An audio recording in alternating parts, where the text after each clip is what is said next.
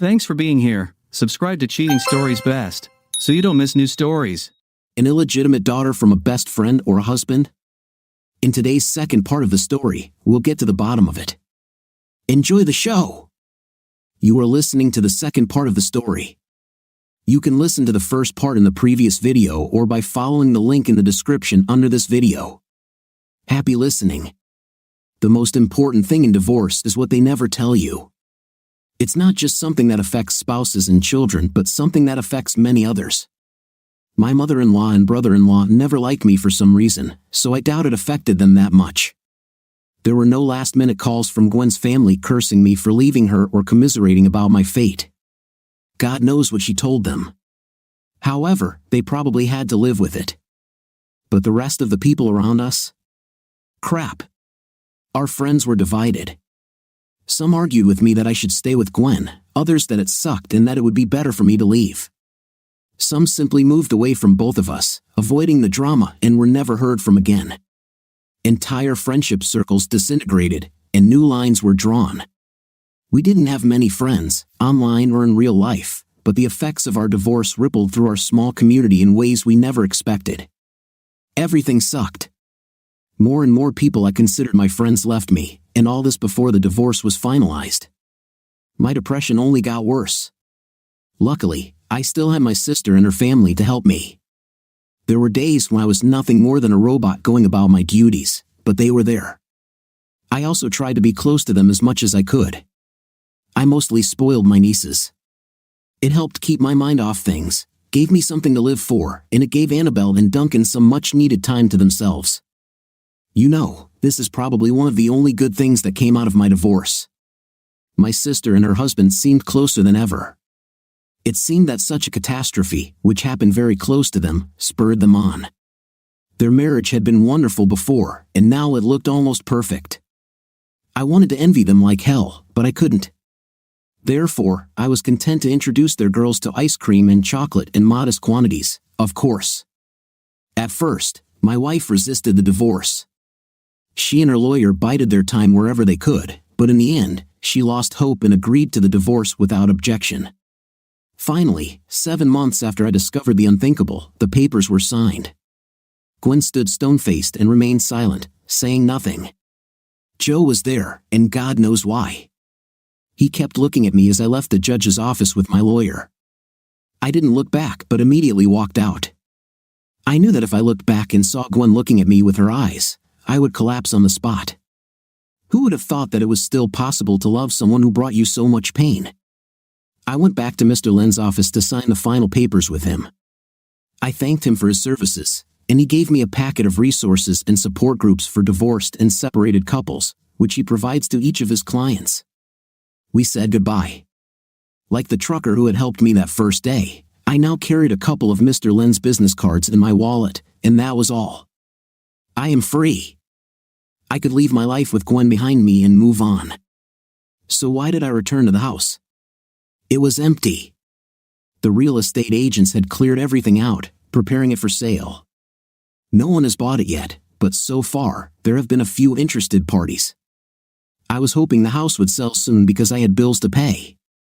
Since I still had the keys, I went into the house to take one last look at the place I've called home for over 6.5 years. It was depressingly quiet here. Without furniture or carpets, the slightest sound echoed throughout the house, but instead, it felt like a morgue. I entered the house again through the garage and slowly walked into the living room. The hardwood floors were refinished and looked like new, and the walls were bright white with new coats of paint. The estate agents had removed all traces of us ever being here. I knew you would appear here one last time. I turned to see Gwen standing in the kitchen doorway. I was so caught up in my thoughts that I didn't hear her car pull up or the door open. She was wearing the same tight black dress and high heels she wore at the courthouse. No wonder, I myself was still in a suit and tie. Yes, well, I waved my hand at the empty space around us. I thought it wouldn't hurt to take one last look, just to make sure we haven't forgotten anything. I looked over her shoulder. Joe isn't with you? My ex-wife, shook her head. He returned to our apartment to prepare dinner. I told him that I needed to be alone. I nodded sagely, although I had no idea what was going on in her head. Whatever it was, she and Joe would have to deal with it. It's not my problem anymore. You'd think that would make me feel better. I'm surprised you're not celebrating. Gwen walked over to the sliding glass doors that open onto the patio. This is what you wanted, isn't it? Squaring my shoulders, I sighed regretfully. No, Gwen, this is wrong. True, it's not like that. This is what was supposed to happen. Gwen looked out at the neatly trimmed backyard. When we first bought this house, we admired how ideal it would be for children to play. Now we will never have children together. I'm sorry, Jack, she cried. This shouldn't have happened. Do you regret what I found out? Do you regret that it ruined our marriage and all my love and trust in you? This is what I believe, Gwen. I sighed heavily. But nothing you said made me believe that you regretted cheating on me or that you regret what you had with Joe all these years. She didn't answer. Her gaze was fixed on the front lawn where our children would never play. I have to go, I told her, heading towards the door. If she wants to be alone, then I won't bother her. It's time to start living again, I said to myself. I wasn't sure I knew how to do this, but what else could I do? I was almost back to the kitchen when she called me. Her steps could be heard as she moved towards me. Jack, was it really supposed to end this way?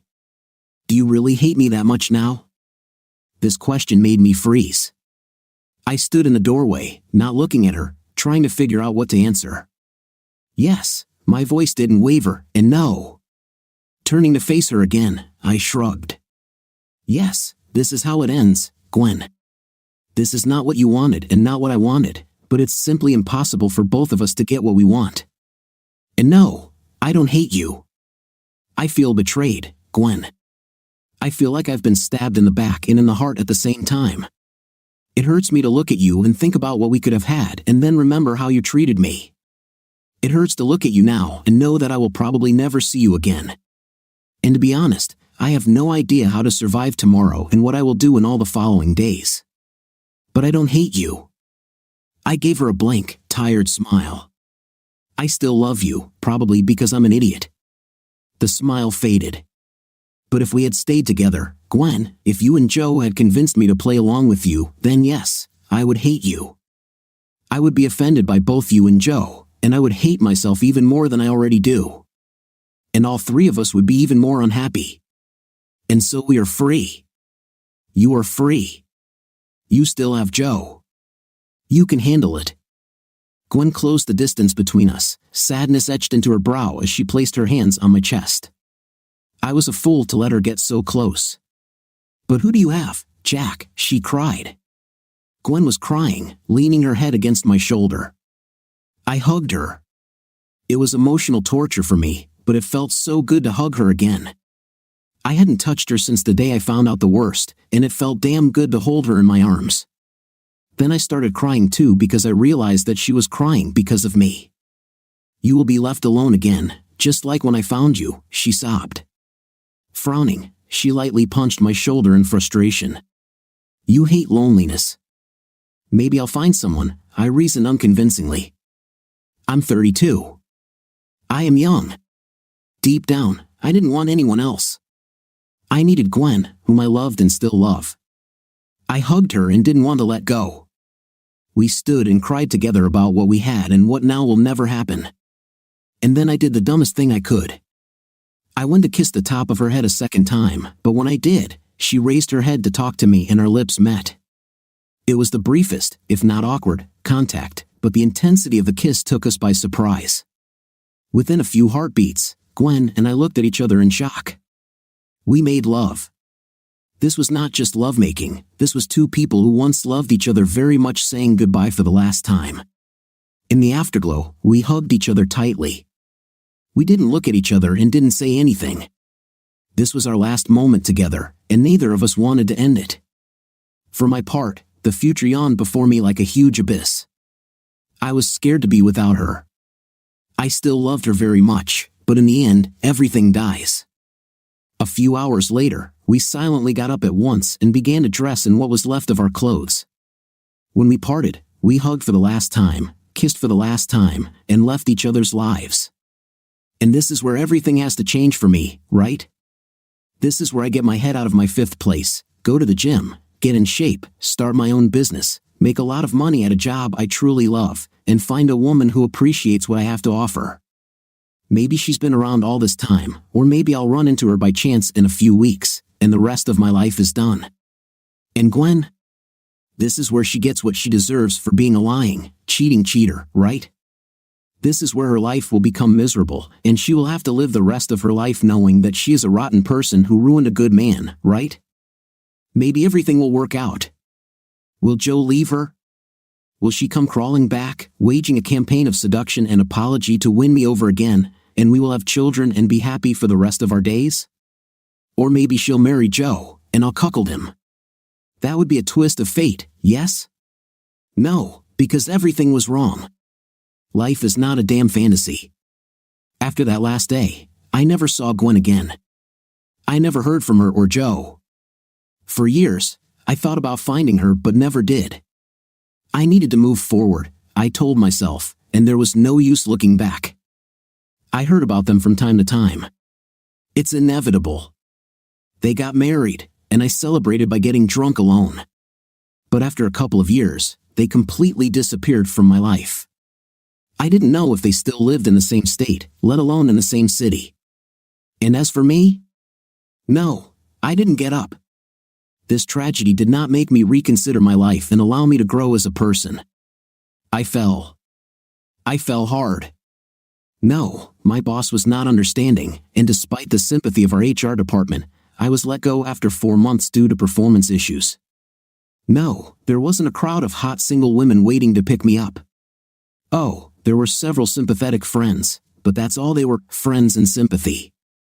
Most of them were happily married anyway, so there was nothing wrong in that regard. For those who had not been married, I was damaged goods and a used one at that. The rest of the details are not important. Suffice it to say that for the next 14 years, I bounced from job to job and state to state. I stopped playing, stopped communicating, and deleted all my social media accounts. I used a prepaid phone and rarely went out. Dating was out of the question. I didn't trust anyone. For 14 years, all I did was work and go home, wherever I was living at the time. At home, I ate a little, read a little, watched TV, and slept. In the middle of the night, I went for long walks. I became a grumpy, sour. Life hurt me, and I wanted to hurt it back. And I did, in 1,000 petty ways. Annabelle didn't always understand where I was. I also pulled away from her. Looking at my sister, her loving, faithful husband, and beautiful children was too much for me. Every Christmas, I sent her and Duncan as big a check as I could save for their children. After a while, I didn't even know how many they had. That was all I could handle. Can you imagine this? A decade and a half of simple existence. No family, no friends. I didn't live. I just barely survived. My weight dropped to the point where my ribs were visible. My clothes were from thrift stores and second-hand shops, and I wore them until they were threadbare. I hated life, I hated living, and I hated myself. The world doesn't owe me anything, I thought, so I don't owe it anything either. Thoughts of suicide did not leave me. Perhaps my ex-wife did not want to hurt me so much, but the humiliation lasted for years. Her lies destroyed my confidence as a man and as a person. It haunted me for years, even after I put her out of my mind. Honestly, I think the only reason I didn't kill myself was that it was too much of a hassle to bother with. I didn't have enough mental energy left at the end of the day. It was as if I was dead inside, my body just wouldn't stop walking. Then, one day, without any warning and to my great relief, I finally died. I was in Maine, unemployed again, and out of goddamn milk.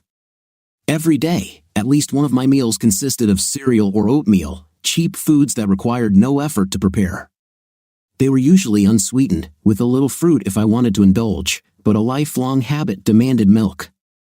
So, in the middle of a chilly February night, I bundled up and walked to the corner store at 3 o'clock in the morning. There was no one on the street. The wind howled fiercely around me, a sure sign of a blizzard. The overhead lanterns cast an eerie haze into the cold air, and the absence of any sound other than sharp gusts rushing past my ears reinforced the feeling that I was the only one left in an abandoned world. I liked it. I was a ghost walking the streets of a city that was cold and devoid of life. It was appropriate, given the weather. I half expected the corner store to be closed when I got there and was prepared to turn back in bitter refusal. The universe, I believed, would be cruel enough to deny me a simple couple of liters of milk. To my slight surprise, the store was open. Neon signs flashed randomly, offering beer, lottery tickets, and an ATM. The storm likely left the personnel trapped, but as long as they had milk, I didn't care. They would still have loved ones and friends when this was all over. I couldn't say the same about myself. Without thinking about anything other than getting 2 liters and going home, I opened the door and walked in. I was beaten. My legs went out from under me, and falling onto my side, I grabbed the wire magazine rack and tore it free. At first, I didn't feel any pain, but then it spread throughout my entire upper body. It became difficult to breathe. A line of fire traced its way across my thigh, but it was nothing compared to the blossoming agony in my ribs. My lungs didn't want to work properly.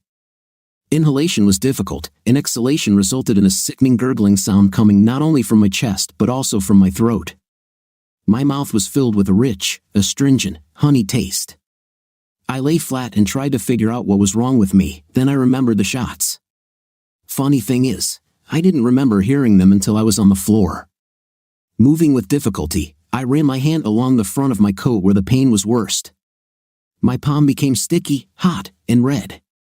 Again, I smiled internally as I lay on the floor. Dropping my bloody hand, I closed my eyes and smiled with satisfaction. Everything is over. It's finally over. I wanted to cry with relief. I had a laminated "Do Not Resuscitate" card in my wallet, which meant my chances of survival were slim. Fine screams were heard around me, people were shouting, and there were also loud blows. Robbery, I realized belatedly. Someone was trying to rob the store when I walked in, and for some reason, they shot me. The attack was stupid and senseless, just like death, but it's normal. It will be better this way. I remembered my sister and started to worry, but then I thought that Annabelle was strong. She didn't need her loser big brother around when she had Duncan and the kids. No one else will miss me because I have no friends. I didn't think about Gwen and whether it would affect her. She disappeared from my life so long ago that I didn't remember her at all. The searing pain in my guts and chest began to expand, engulfing me in wet, violent agony. At this point, I should have panicked. The survival instincts of my brain should have kicked in, and adrenaline should have splashed over the edge as the fear of death pumped me up. But nothing happened. I was unhappy for so long that it deformed me. My sense of the moment was disappearing. My eyelids were getting heavier. This is good, I thought, because everything around seemed so bright. I floated into oblivion as if falling into a dream. The world around me turned into vague sensations and distant sounds. People talked to me, asked questions. I tried to wave them off and tell them to leave, but they didn't seem to care. Rising and falling movement, cold flashes of light, constantly ringing alarm clocks, brighter lights, warmth, more voices. My body was pushed and moved. Get off me, I remember wheezing to someone. I wanted them to stop bothering me and let me die in peace. He reacts. I heard someone scream next to me. Sir, can you tell me your name? Do you know where you are? The questions were intrusive. I again weakly tried to wave off whoever it was and let myself float on. More screaming, something about blood pressure. We are losing him. It's okay, I muttered. I almost completely passed out from the pain. Everything is fine. I lost myself many years ago. I don't think they heard me. I wondered if anyone would worry about the tombstone. My final regret was that I didn't bother to tell anyone that it was supposed to be something simple and small and located in a place where people would constantly trip over it. And then it all ended. But she always says such nonsense, someone said with a hint of despair. Well, I mean, this is Sarah, right? I already told you about her. I wanted to agree. Why I wanted to agree and who the hell Sarah was, I had no idea. And at the same time, yes, that made sense. I just didn't know why. It was as if I was in the middle of a conversation but forgot the first half of it. Anyway, the voice continued, Eddie's the bouncer. He should have thrown that poor guy out, even though he liked the guy. Not that Eddie will ever tell him that he likes him, because Eddie is so shy. It's adorable, but still, he has a job, right? And this guy's companion is still throwing up in the toilet. This part didn't make sense to me. I thought Eddie had a crush on Sarah, so that was news to me, if only I knew who Eddie was. And Sarah? I managed to open my eyes. It was another false ceiling, this time not like the one in the store. First of all, it was clean here. My brain began to register sounds other than a high-pitched chatty voice, people walking down the hallway, beeps, raspy breathing, and a woman's voice coming from some speakers. It was a place I should have known, but I couldn't find the words for it in my head. The speaker was somewhere next to me, quite close. I felt the warmth of a hand holding mine. I wanted to turn my head and say something, but my neck wouldn't give in. The tightness in my throat prevented me from doing anything other than letting out a weak sound. Gradually, I forced my eyes to move to the left so I could see at an angle. It was tiring. Who would have thought that looking around could require so much energy? Gradually, I realized that I was in a hospital room. And a clown was holding my hand. To be honest, she was a very cute clown, not the stereotypical one with the fake nose and curly wig. Under the white makeup, she looked to be about 20 or 30 years old. Multicolored spirals swirled around her rosy cheeks. The tip of her small nose was painted a bright, cheerful red to match her lips. Her hair was a cascade of vibrant purple curls that cascaded down to her shoulders. They looked too silky and smooth to be a wig. She was wearing a white lab coat, but underneath was a dress that looked like it had survived an explosion in a crayon factory. I couldn't see past the waist, but I was sure she must be wearing chunky red shoes to complete the ensemble. While I admired her appearance, she continued to chat.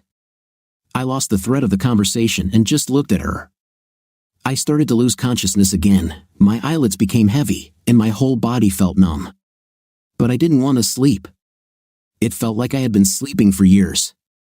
I wanted to lie there, look at her, listen, and feel her gloved hand in mine a little longer. I didn't know why there was a clown in the hospital. I couldn't remember why I was in the hospital in the first place, but I was glad she was here, whoever she was. I tried to speak again, but only a faint sound escaped due to the blockage. There was something hard in my mouth and throat. I tried to make the sound louder so she would pay attention to me and tried to squeeze her hand to let her know I was there. My fingers barely obeyed. The gesture must have been like the slightest breeze blowing through her gloves. I didn't know if she heard me or felt the slight change in pressure, but either way, she gasped in shock. Her painted lips formed the cutest O shape as she jumped to her feet and leaned toward me. Her emerald green eyes widened in surprise. She looked at me with such joy that I had not seen in anyone for many years. "You woke up. Oh God, you're awake. How long have you?" The clown paused. "Wait, let me call the nurse. Can you stay awake? Try not to fall asleep, okay?" Her other hand reached for the white piece of plastic that was hanging by the bed, and she began to pound it furiously. A ringing sound was heard somewhere in the corridor. The hand that was still on mine gently squeezed my fingers.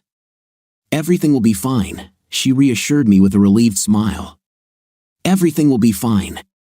Just don't fall asleep." I would nod if I could. Instead, I blinked slowly for a long time and tried to squeeze her hand back. Her painted smile grew wider. Then people in white lab coats and nurses' coats appeared everywhere, pushing aside the clown and checking the equipment. A middle-aged man in a blue uniform peered into my face with an expression of urgency. "Sir, can you hear me? Blink twice if you can hear me."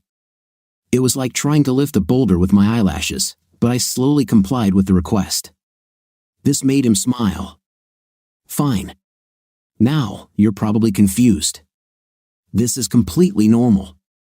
His assurances would make more sense if I knew why this was completely normal. "I am Dr. Jurovsky. You are in the hospital and have been for quite some time. Your body is weakened and is not responding very well right now.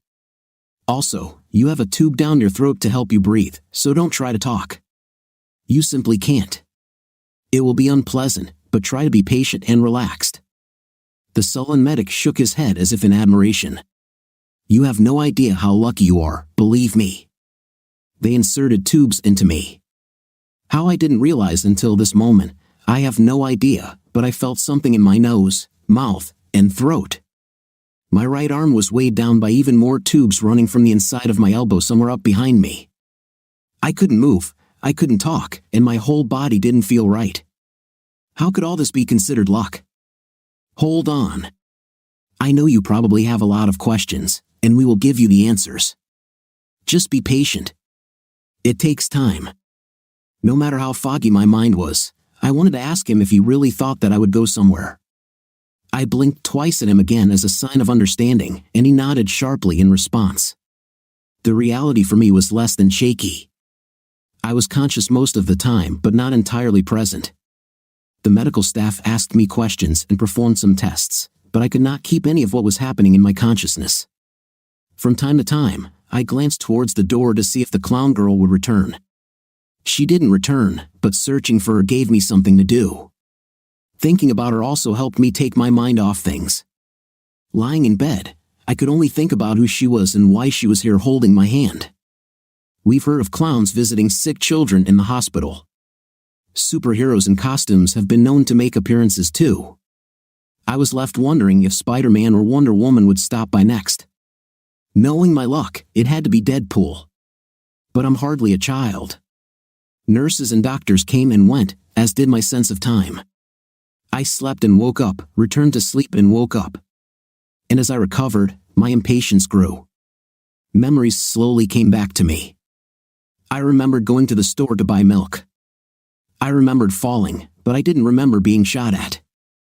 I didn't remember the faces of the other people in the store, but I clearly remembered lying on the floor and seeing that there were Reese's bars for sale, buy one get one free. Reese's peanut butter cups sat below the Kit Kats. A few days after I regained consciousness, the clown appeared again.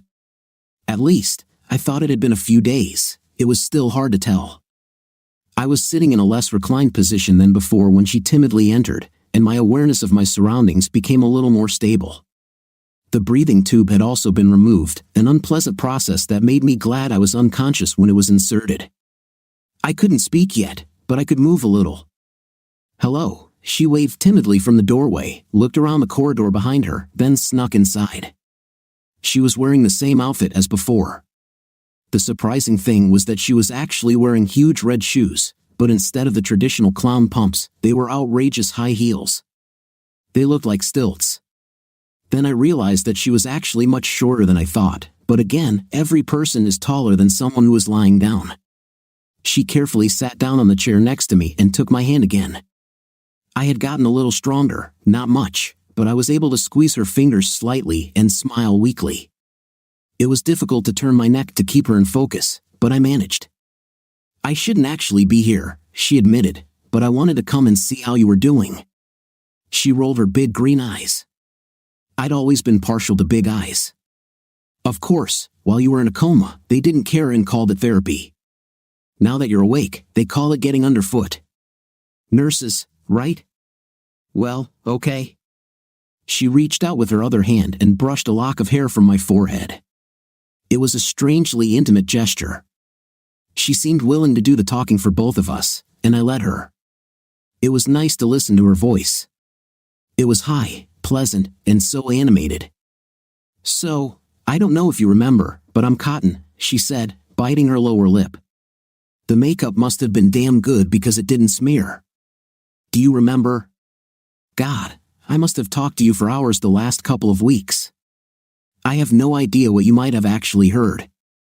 I thought that if I continued talking to you, you would hear me."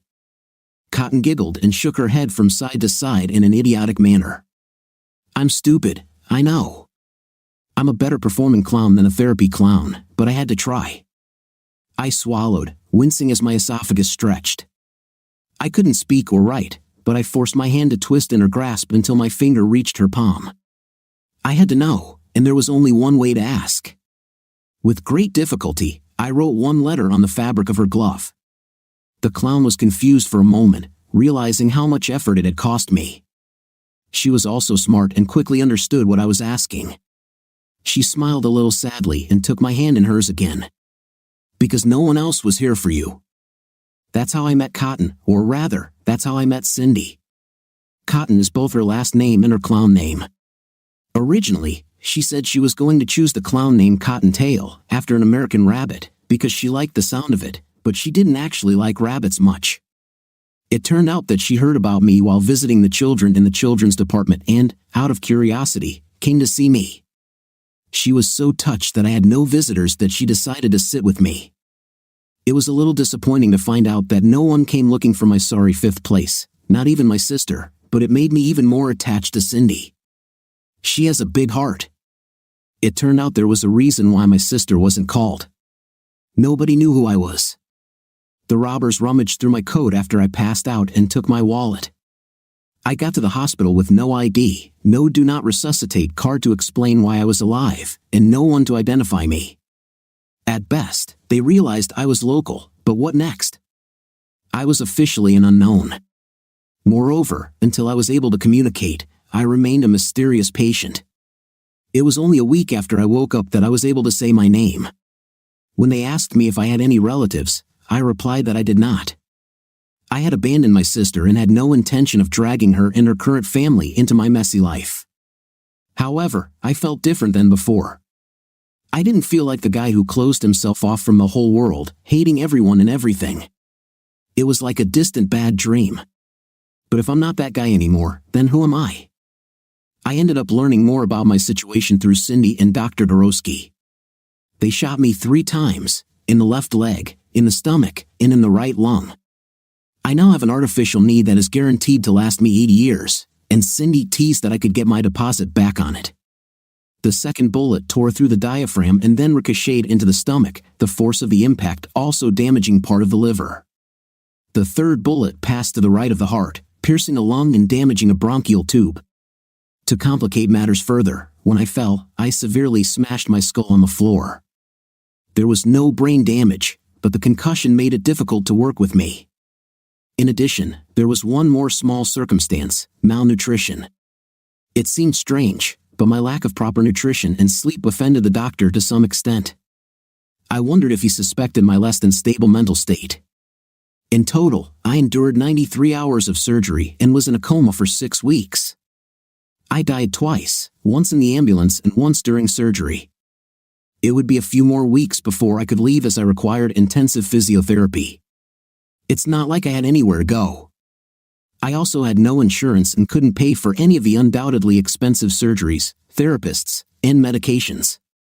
It turned out that thieves had cleaned out my bank account and apartment, which meant I didn't have any valuables or anything of value. Even if the police caught the robbers, which the detective who came to see me doubted, then everything I had was most likely long gone. Using the touchpad, I conveyed my concerns to Cindy, who just smiled and shrugged. There's nothing you can do about it now. Just focus on getting better. Then she began to tell me her stories from other places of work. She wasted time sitting with me and saw no reason to stop now. Cindy was also a good storyteller. The stories themselves weren't that interesting. I was fascinated by the way she told them. The nurses tried not to let her in, but I finally gave in figuratively. I pointed out that she was the only person who had stayed by my side, and if she wanted to continue doing so, she was welcome any time. Someone muttered that she should be around the children, but since she was a volunteer and only came to me before and after scheduled visits with the children, there was no problem. Cindy helped me very much. She knew a lot about hospitals and how they worked, and she had connections with social workers. In short, we became closer, very close. She was there for me in every therapy session.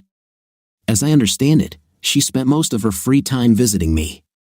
She was always in her clown costume, and from time to time I began to wonder what she looked like without it. As soon as I could begin to use my voice again, deeper and huskier than before, I told her about my life, about everything. We talked until late at night, and she pulled everything out of me so easily. I freely told her in confidence what I had not told anyone else and did not hide anything. I even told her how I slept with Gwen for the last time after our divorce, a stupid thing I could never bring myself to truly regret. Strangely, there was no heat behind my condemnation of Gwen and Joe. Perhaps it was because time had eased my suffering, or perhaps because I had died and come back a different person. But I could talk about it with Cindy as if it had happened to someone else, a close friend or brother. I did not move away from the torment but took a few steps back. She also wasn't shy about revealing her past to me. Cindy Cotton dropped out of school, got into trouble, ran away from home, had a miscarriage at age 18, and never found out exactly who the baby's father was. Then she cleaned herself up, got her GED, and worked her little fifth place off to survive on her own. These are her words, not mine. One of her first jobs was performing in front of children, which is how she got into clowning. But she also worked as a waitress and tended bar, and by her own admission, she was a burlesque dancer and a web model. She earned fantastic money, and it's not surprising given her figure, but still, she loved to perform clowning on the side for charity. "You don't care that I undress or that I post myself online?" she once asked me. "It scares some people. Are you doing it like a clown?" This made her laugh, and I smiled along with her. It didn't hurt me so much to smile, maybe because I was doing it more often now. No, although I probably could do it. It seems to me that it's wrong, you know? I have plenty of other suits. Cindy tilted her head to one side, her purple curls bouncing. "But that doesn't bother you?" No, my answer was honest. If you like it, do it. Life is too short, as I've learned. I like it, but a lot of guys have problems with this, or they make all sorts of stupid assumptions, Cindy said thoughtfully. Would you date a web model? Someone who takes off her clothes for other men, who gives them lap dances. Would you have a problem with that? I refrained from answering immediately, giving myself time to think first before speaking. I wouldn't have a problem with that as long as she openly talks about it. I chewed my lip, thinking it over again. I admit I don't think I can watch her give a lap dance. It would be hard, but if I trusted her and she was honest, if it was just this and, nothing more, yes. Where did my trust issues go? Maybe I have become a different person. I wondered aloud. Why are you asking? Just like that, she answered easily. I'm just thinking about why I don't have a boyfriend now. The topic was closed, and I didn't think about it anymore. Looking back, I was an idiot. I remember asking her if she would get in trouble for spending so much time with a patient. After all, there are ethical standards when therapists, doctors, and the like enter into relationships with those under their care, right? Cindy shrugged and said, I am not a licensed therapist, just a licensed clown. Finally, it was time for me to check out. I had stayed in the hospital for several months. I would still need a lot of therapy and counseling, but they couldn't keep me for too long. I had no idea where I would live. My landlord had already illegally evicted me, and now that it was done, I had no recourse. My car was towed, and I didn't have the money to pick it up from the impound lot. I'd been worried about it all week, but Cindy kept telling me she had it all figured out and not to worry. When I asked her about the upcoming bill, she smiled again and said nothing. When the big day arrived, I got the biggest shock of my life since Gwen and Joe. It was the first time I saw Cindy in normal clothes and without her clown face, but her hair was still the same brilliant purple, and her smile without the grease paint was even more beautiful. She grinned wildly as I was wheeled towards the exit. She made a graceful pirouette, showing off her slender legs, and then, giggling, made a dramatic bow. Her outfit was much more form-fitting than a clown's, a sweet dress that hugged her curves. I understood why she was so successful as an exotic dancer. Despite her beautiful calves and healthy bust, I was still attracted to those eyes. They sparkled with mischief and fun. Later, I found out that her eyes really were such an impossible color. Her hair may have been dyed, but she didn't wear any contacts to achieve that brilliant green hue. Seeing her eyes at that moment, I understood everything. I'm in love. I just don't trust myself yet. So where are you taking me? I asked as she helped me into the car. To some shelter? Oh no, nothing like that. Don't worry, you'll love it. Cindy cast a sidelong glance at me with a grin. What, you don't trust me? I pursed my lips sarcastically. I was in a good mood.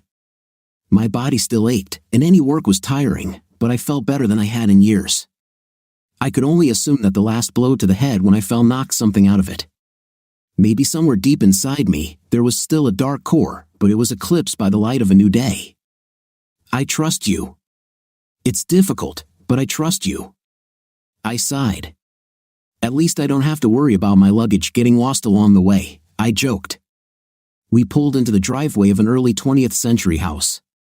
The upstairs neighbors are nice, Cindy told me, helping me up onto the porch.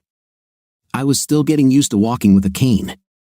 Judy is an assistant curator at the County Historical Society, and her husband James runs a small repair shop.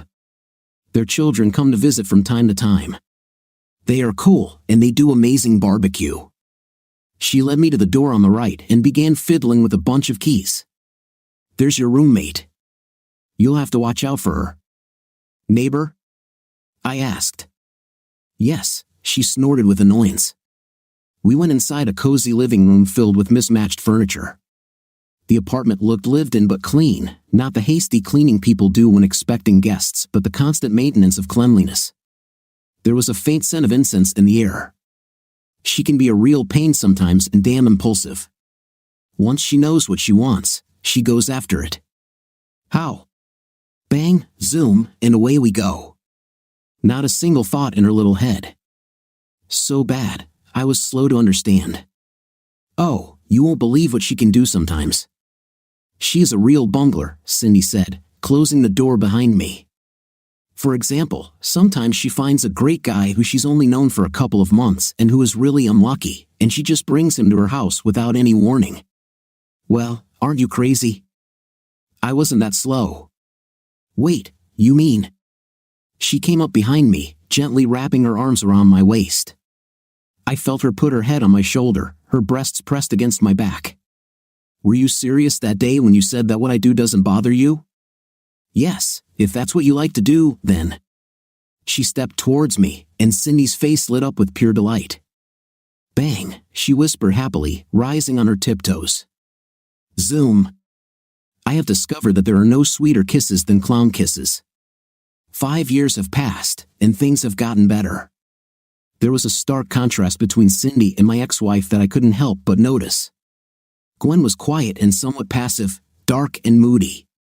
She never truly left her gothic phase behind, which showed in her sense of fashion, black clothes hugging her small, slender body. Looking back, she was the one who just let things happen. However, Cindy is a real firecracker. She was short with big expressive eyes like Gwen, but while Gwen was petite and thin, Cindy was curvy and soft. Her clothes were colorful and fashionable, and she often went out of style, which amused her. Gwen let everything in life happen to her.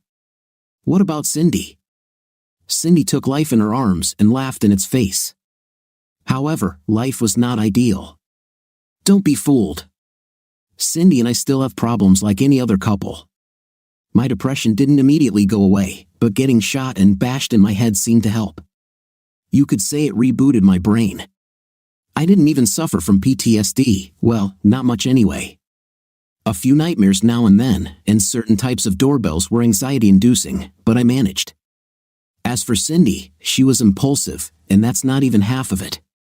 Sometimes it was amazing how her spontaneity made me grind my teeth one day and then fall in love with her again the next.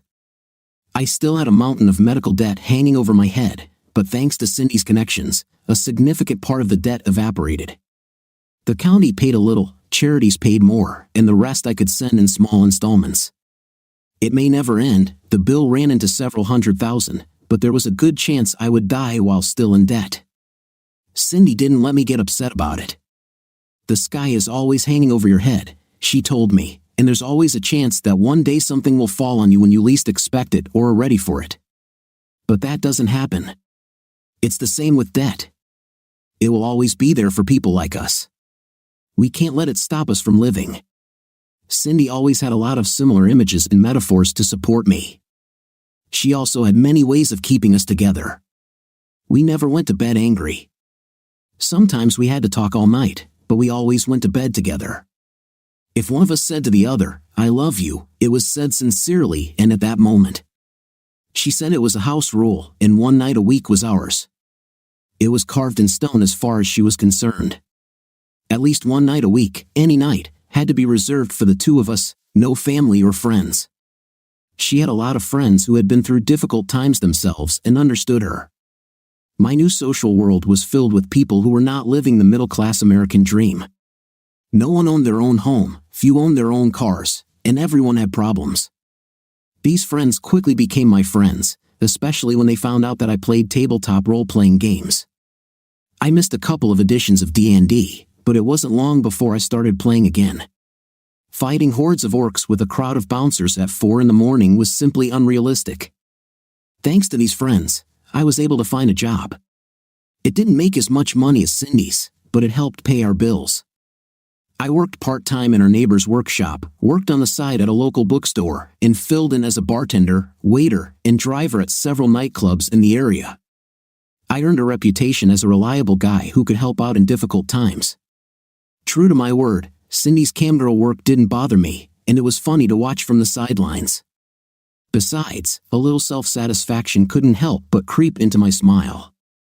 The poor souls could pay for her time, but they would never be able to have her like I did. The dancing was a little more difficult when I saw her at the club, but I put it out of my mind. She did lap dances, but nothing more. It was a pretty upscale place where things like that didn't happen, and her boss made it clear to all his employees that if it did, they'd be screwed. My mistress is a fantastic dancer. She may not be the best in the place, but she knows how to use her body. Even more impressive was the way she extorted drinks and extra tips from patrons by lying to them and teasing them as if they had a chance with her. We laughed all the way home while she counted the money, and then we made love. Hey, I said things got better for me, but I never said we were saints. I'm not a naive young man, stupid enough to allow my heart to be trampled. That's all. I started going to therapy. Cindy often came with me.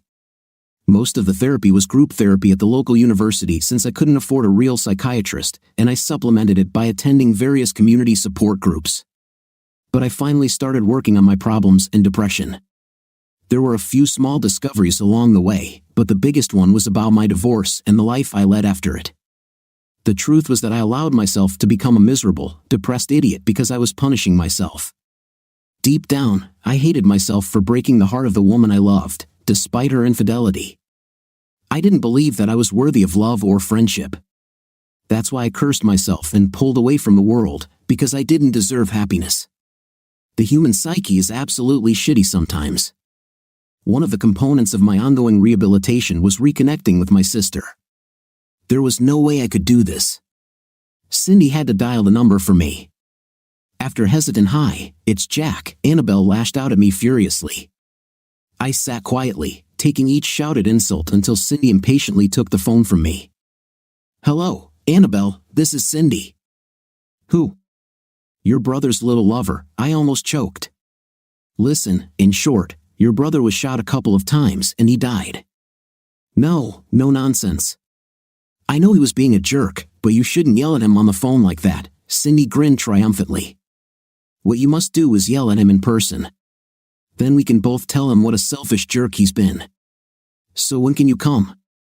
It was a tearful reunion. In short, after 14 years of suffering, I was finally able to overcome myself. All it took was death, a lot of counseling, even more hard work, 5 years, and a pretty young woman who sometimes wore shoes that buzzed with every step. At the ripe age of 52, I was finally enjoying life. I may not have been rich, I may die in debt, but for the first time since the divorce, I am at peace. Life, however, wanted to throw me one last indignation. It was May, and I was relaxing on the small porch at the back of our house. This was our day. Cindy and I had the day off, and we decided to just relax together. The air was still cool, but the grass was brilliantly green, and the sky a magnificent blue. The temperature was perfect for sitting in a chair on the lawn and drinking a cup of tea. I brought the latest campaign book for the game we were supposed to start next week, but I hadn't opened it yet. I took this moment to just enjoy the outdoors.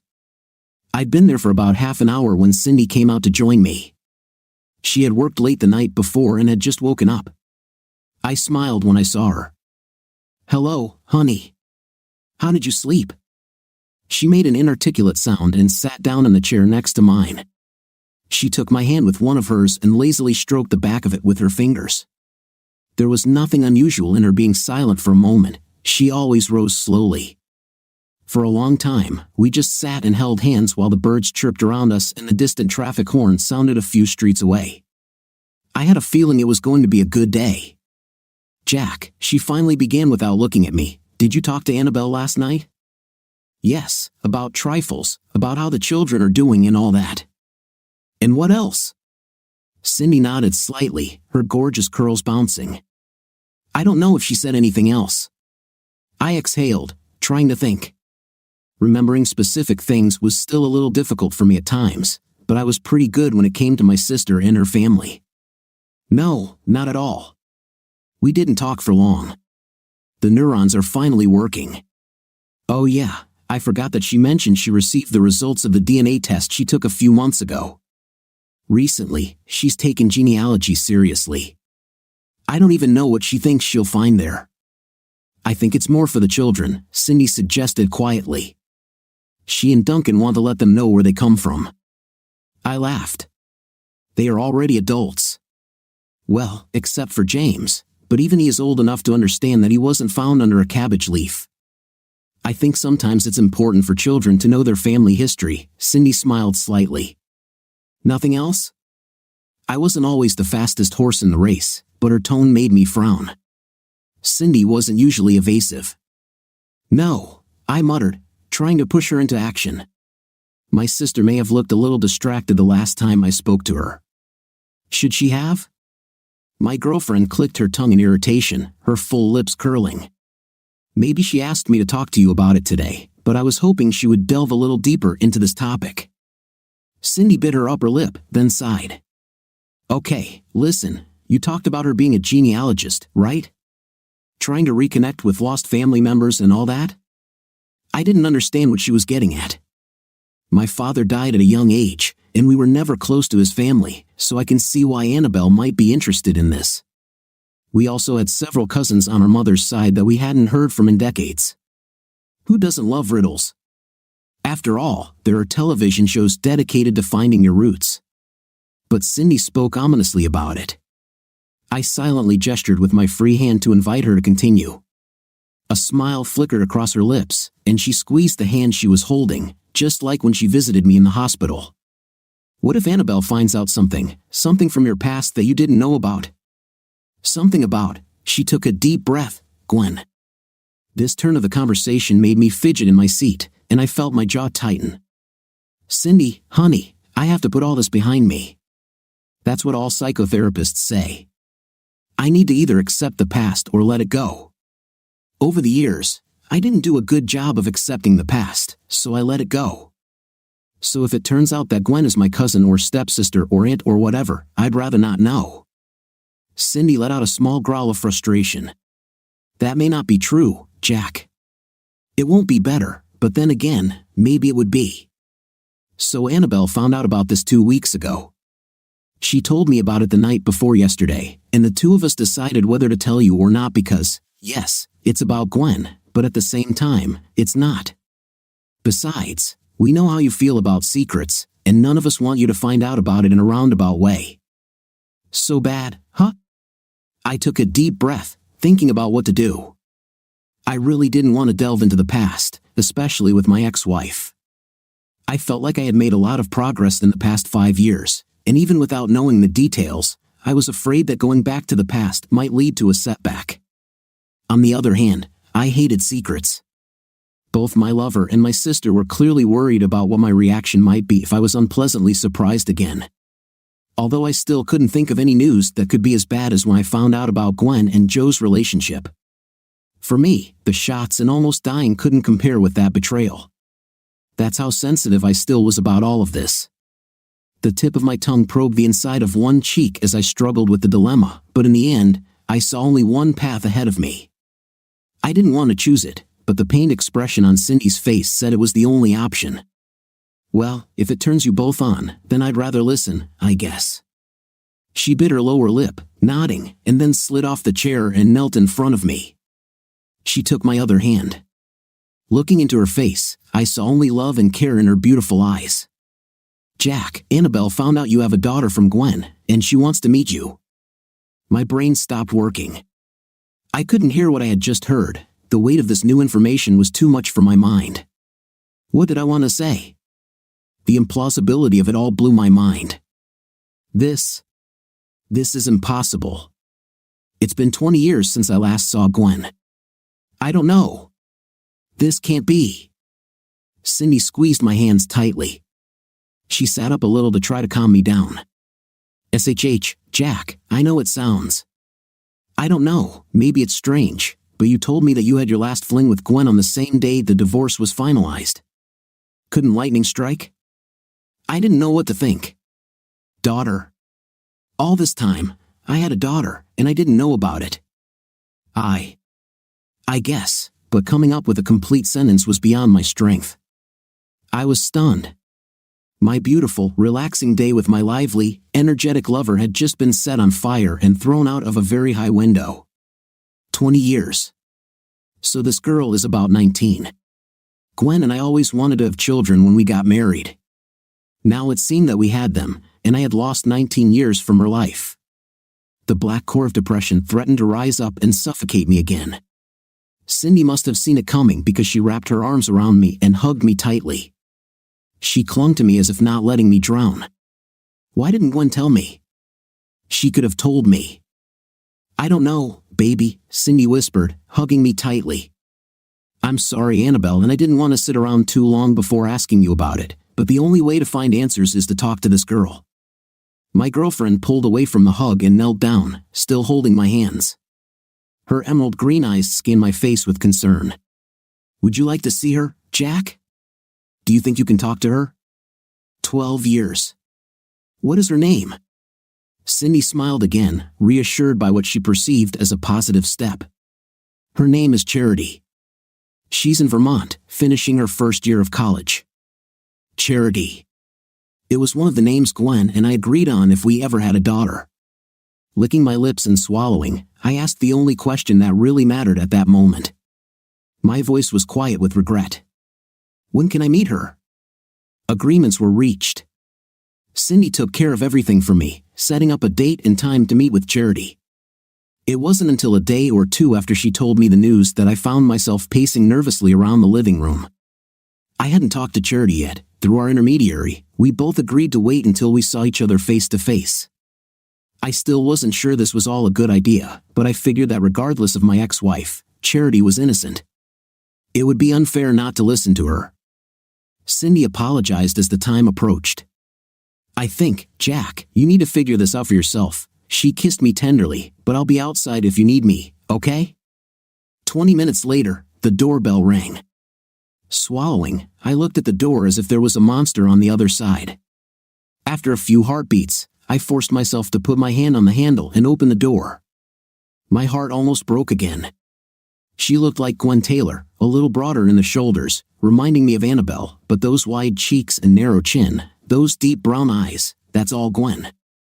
Her hair was cut the same way, long sleek locks that fell to her lower back but with short bangs at the front. The hair was brown, not black as Gwen usually dyed it. Other than that, there was no indication that this was Gwen's daughter. It's not like my ex-wife usually wore something as simple as blue jeans and a burgundy college sweatshirt. There was one more thing that made this girl stand out, one final nail to prove that this was my child. On her thin neck hung the antique necklace that I had given Gwen that fateful day. For a few moments, we stood and looked at each other, neither of us knowing what to say or do. I wondered if she saw anything other than a tall, thin man with graying brown hair and a cane. Was I what she expected me to be? After a few more seconds, I took the first step. "Hello, are you Charity?" The young woman nodded, her smile hesitant. "Yes, Charity Eisenberger." Eisenberger is Joe's last name, although looking at you now, I wonder if it would be better to be Charity Brandt. Unable to think of anything to say in response to this, I gestured toward the sofa. She sat down, and I sat in my usual chair next to her. Once I was comfortable, I pointed the end of my cane at the small refrigerator that sat on the floor between us. "Help yourself. There's beer, soda, and water." It's easier for me to have all this on hand than to limp to the kitchen. Charity politely declined. I wanted to get down to business right away. You were Jack Brandt, right? Guilty, which means you were my father? A heavy sigh escaped me. It seems that way, from what my sister tells me. Yes, she shared all the DNA reports from the pedigree app with me. Were you looking for me? Charity shook her head in a way that brought back painful memories. God, she had her mother's mannerisms too. Not really. I was actually looking for my mother's father, she told me. She told me how he abused her and her mother, how he disappeared one day. I was a little obsessed with finding him. My friend thought that this way, we could find him. It was a little risky, but it was cheaper than hiring a private investigator. Let me guess, I interrupted softly, you found an aunt you didn't know about who was not related to your mother or your father. Closing her eyes, Charity shook her chin in recognition. At first, I didn't know what to think. I didn't know who the hell she was or how she fit into our lives. I thought it might be a mistake or a coincidence, but then the app started connecting me with other people I didn't know, and I discovered that there was a whole side of my family that was a mystery. My daughter raised her eyelids and looked boldly into my eyes. That's when the truth started to come out. I contacted Annabelle through the app, then by email, then we started calling each other, and she told me everything about you and my mom. Oh, Joe, is Joe your father? Charity snorted. On paper, yes, but in reality, he never was. He tried, he really tried, and for that, I forgive him, but I always made him feel awkward. Do you think he knew that your mom and I, you know? That last time, I thought about it a little, and I don't think he knew. He always believed that I was from him. When I told my mother all this, she broke down and begged me not to tell him. She said that this was the only secret she was hiding from him, a secret that was only fair, she said. This made me snort. Oh, how ironic, just damn ironic. I tilted my head to one side to look at her shrewdly. If Gwen got pregnant with Joe, their plan was to pass the baby off as mine. Oh, how things have turned out. Your mom told you what led to our divorce, right? Charity laughed playfully, her eyes darting around the room to avoid looking at me. Yes, although I had to put in a lot of effort to get her to do it. What she didn't tell, your sister told me. Her gaze settled on the tips of the sneakers, the tone of her voice dropped to just above a whisper, and she sounded so small and vulnerable. I didn't know that you were both married and divorced. I didn't even know about your existence. They didn't talk about you, at least not in front of me. Neither mom nor dad ever said anything to make me think she was married to anyone other than him. Now that we were talking, it was surprising how calm I had become. Your mother knew how to keep secrets, I consoled her. I gestured to her neck. Did she give you this necklace before or after you found out about me? Her long finger absent-mindedly ran along her throat, stroking the metal. She gave it to me when I was 6, although it didn't really suit me until I was 14. Since then, I have worn it almost every day. Her face frowned, and her jaw clenched into a familiar line. When I talked to her about you, she told me where it came from, my last gift to her, I reminded her. She tilted her head to one side, her frown lessening. I remember when I was little and heard her cry often, mostly at night when my father was not at home. One day, I asked her why she was crying, and she told me something like, because he is there, alone. Then I thought she just missed Dad, but now. Your mother and I loved each other very much, I reassured Charity, but what she wanted didn't work out, and that's why you left, and that's why I left. Another heavy silence filled the room. We were both lost in our own thoughts until I interrupted with my question. Did your mom tell you why she never let me know about you? Sharp laughter again. I had to pry it out of her, but yes, in short, she knew that you were trying to leave that life behind because it was causing you too much pain. She hurt you too much. I felt that if you found out about me, you would be offended by both of us. You would feel that she is pulling you back into a relationship with her that you do not want. Yes, Gwen really knew me, I said. Maybe I've been thinking about this a lot the last couple of days while I was waiting to see Charity, and her answer was something I found plausible. After your mother, I was in a very dark place for a long time. I can't say what I would have done then. I extended my hand towards her, palm up as a sign of invitation. And now I regret that she didn't tell me about you. It seems unfair to both of us that we didn't have that chance. She looked at me with so much hope in her eyes. Are you not offended by me? I had to stop myself from laughing with relief. Why would I be offended by you? I was afraid that you would hate me for abandoning your mother and you. She smiled eagerly, took my hand, and shook her head. I started until I knew the whole story. I thought that maybe you didn't want me, and that's why you left her. Now I found out that it was all because she had been playing stupid games all this time. To be fair, I wouldn't call it a game, I said. Perhaps I have softened my heart a little towards my ex. Your mother seemed to think that the best way to deal with something unpleasant was to not deal with it. She didn't want to tell me what was going on with Joe, so she didn't. I didn't want to tell Joe that he might not be your father, and she didn't. I didn't want you to know anything about me at all, so you didn't say anything. I don't think I can forgive her for this, but I can understand. I lightly squeezed my daughter's hand. But this has nothing to do with you. God, how I wish you were my father when I was a child. You seem to be much better at talking about everything than Dad. If he were here, he would tell me that it was none of his business and that I should go talk to my mother. Joe? What do you mean? Well, I guess it's a bit of a self-fulfilling prophecy. He once said that he wanted children but that he would be a terrible father. I doubt he ever gave himself that chance.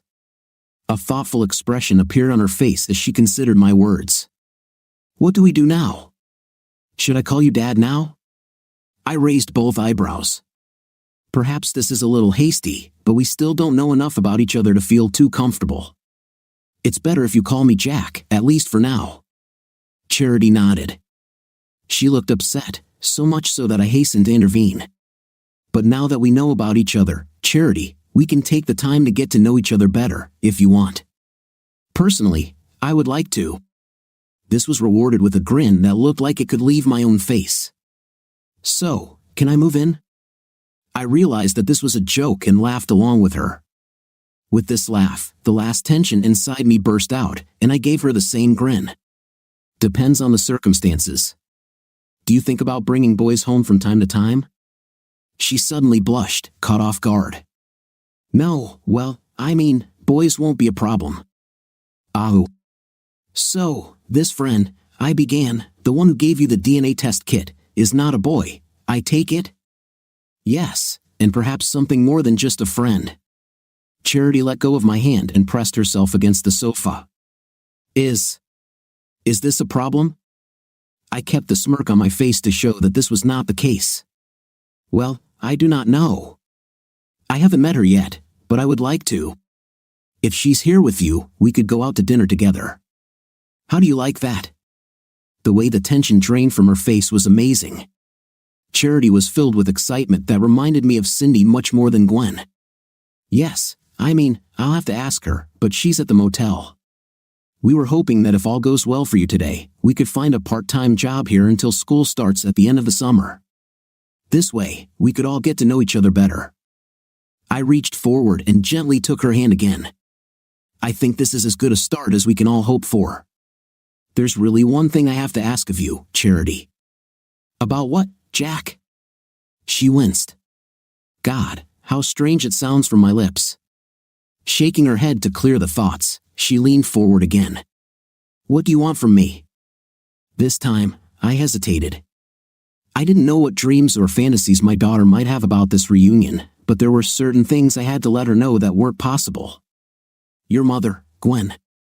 I don't want to know. I swallowed. Damn Gwen, after all these years, it still hurts. I don't want to know how she's doing, where she lives, or who she's with. I don't want to see her or talk to her. I don't want to know about her or about Joe. And I don't want them to know about me. I don't want them in my life, and I don't want to be in theirs. Only in yours. Charity pursed her lips, and I could see that she was considering the consequences of my request. You still love her? I loved her, and probably always will be, or rather, I will always love Gwen with whom I lived for 8 wonderful years. Hearing about your mother now, well, it'll just be a ghost story, very sad. But you love Cindy? I love her very much, more than I ever loved your mother on her best days and on her worst days. But Gwen is an aura in my very traumatic past, Charity, and I can't keep moving away from it. If I'm reminded of how heavy that chain is. My daughter thought for a moment before nodding in the same, all too familiar manner. I may slip up from time to time, say something by accident. It's okay, Charity.